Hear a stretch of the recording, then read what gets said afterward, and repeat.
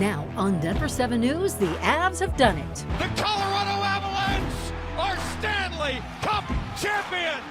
Bringing the Stanley Cup back to Colorado for the first time in 21 years. You always try to imagine what this moment would be like.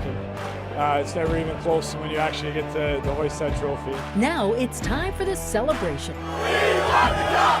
We got the cup! We have everything you need to know ahead of the championship parade.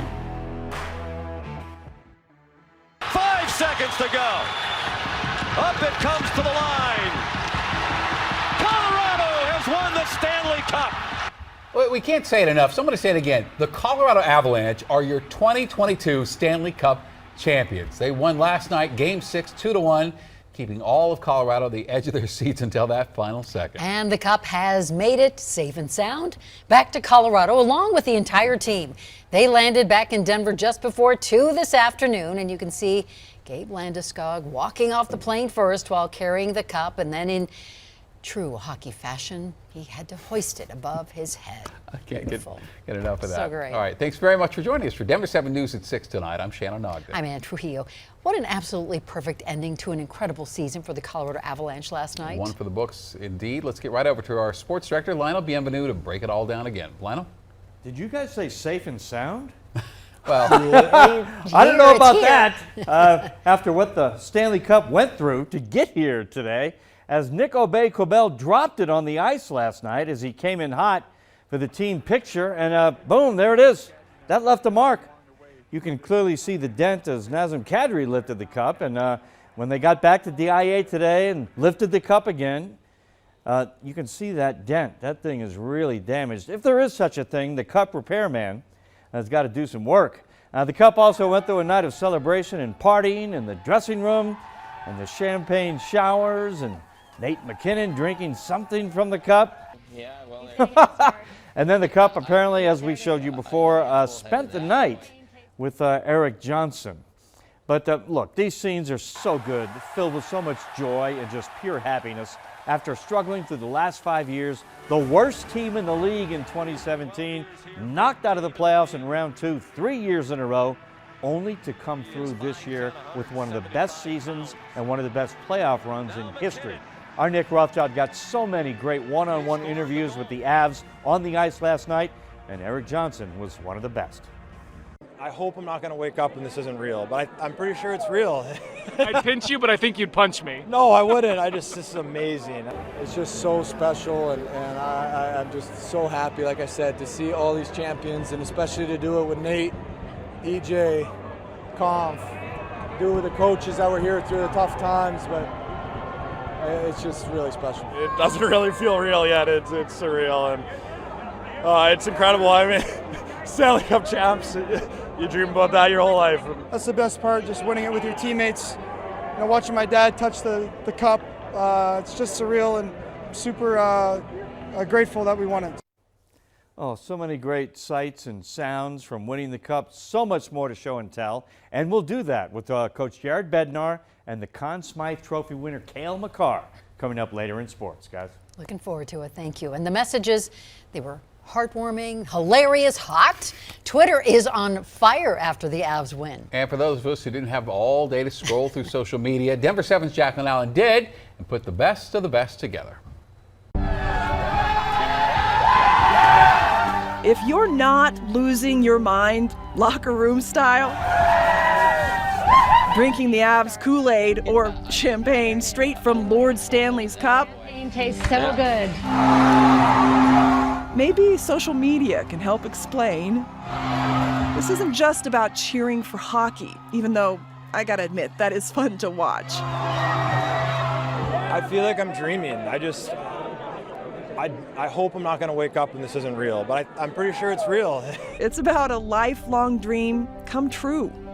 It's about a father and son sharing a moment more than 20 years ago and again today.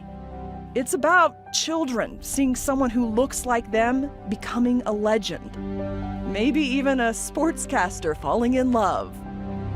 Or that collective cringe-worthy moment captured. We are all looking at things from a different point of view and celebrating it.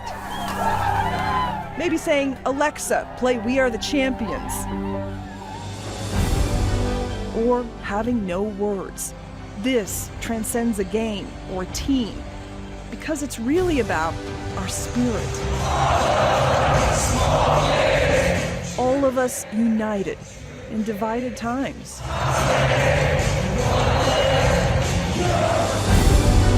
This is about a great day to be an Avalanche fan.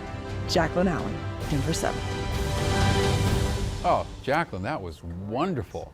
And this is pretty neat. Bud Light has selected Avs defenseman Eric Johnson to be the honorary brewmaster for a special champions batch. The beer will only come out in Colorado. It will be available during the 2022-23 NHL season. And the fans here in Denver took to the streets celebrating the Avs' big win last night. This is video showing the large crowd that gathered near 20th and Market. And Denver police say they only made one arrest last night related to the celebration. They arrested a 20-year-old, a man, for setting off fireworks. The Avs Championship Parade will be Thursday, starts at 10 a.m. And here's a look at the route. It starts at Union Station, ends at Civic Center Park with all kinds of fun out there.